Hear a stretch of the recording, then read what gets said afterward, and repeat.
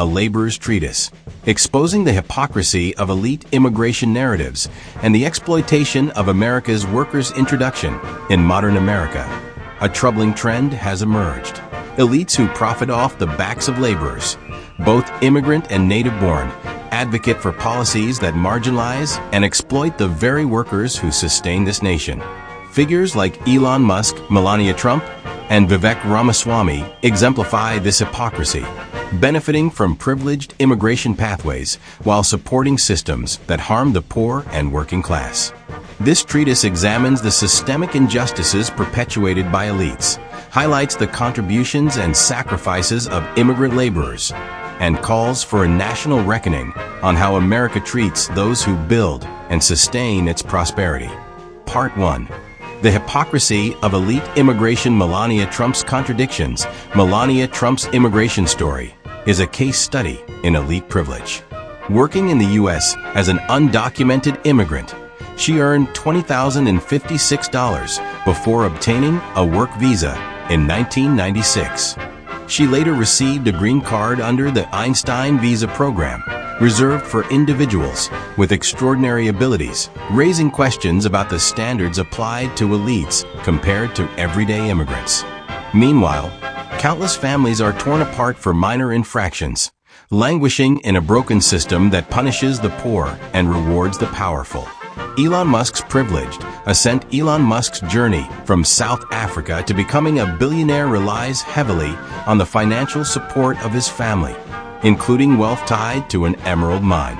Musk, who has never done a day of manual labor for this nation, profits from the exploitation of workers in his companies. Despite this, he advocates for restrictive immigration policies, ignoring the reality of those who toil in low-paying jobs to sustain industries he benefits from. Vivek Ramaswamy's disconnect. Vivek Ramaswamy, born to immigrant parents who entered the U.S. on intellectual visas, has used his platform to advocate for stricter immigration laws, including questioning birthright citizenship. His stance betrays a lack of empathy for those whose struggles mirror his family's own journey, a hypocritical stance from a man who benefits from a system he now seeks to dismantle. Part 2. The cost of exploitation. The sacrifices of immigrant workers. Immigrants have given their lives for America, from fighting in World War II to building its infrastructure. During World War II, Mexican immigrants played a critical role in the war effort. And today, immigrants labor in dangerous jobs, from roofing houses to paving roads. Recently, immigrant workers died in the Baltimore bridge collapse, sacrificing more for this nation than Elon Musk or Melania Trump ever will. The exploitation of undocumented labor. Elites like Musk and Trump profit from undocumented labor while refusing to extend basic rights like workers' compensation. If you work a man, you should be ready to cover his injuries. Legal status should not determine whether a worker is treated with dignity. This exploitation harms not only immigrants but also American citizens, including Trump voters who work alongside them. Child, prison, and immigrant labor. America's economy is built on the exploitation of its most vulnerable. Children as young as 12 work in agriculture. Prisoners are paid cents on the dollar for dangerous labor, and immigrants face grueling conditions for less than minimum wage. These practices are a stain on a nation that claims to value freedom and fairness. Part 3. The weaponization of fear. Profiting from incarceration. The current immigration system is designed not to solve problems, but to profit from them. Private equity firms and hedge funds capitalize on the detention and deportation of immigrants, treating human beings as commodities. These same elites supported policies like NAFTA, which devastated economies in Latin America and forced migration northward. The pardons and privileges of elites. Both Donald Trump and Joe Biden have issued pardons to felons and family members, and Trump continues to support January 6th insurrectionists, individuals who broke federal laws in an attempt to overthrow democracy. Meanwhile, immigrants who commit minor infractions equivalent to jaywalking face life-altering consequences. This double standard underscores the hypocrisy of a system that protects the powerful while punishing the vulnerable.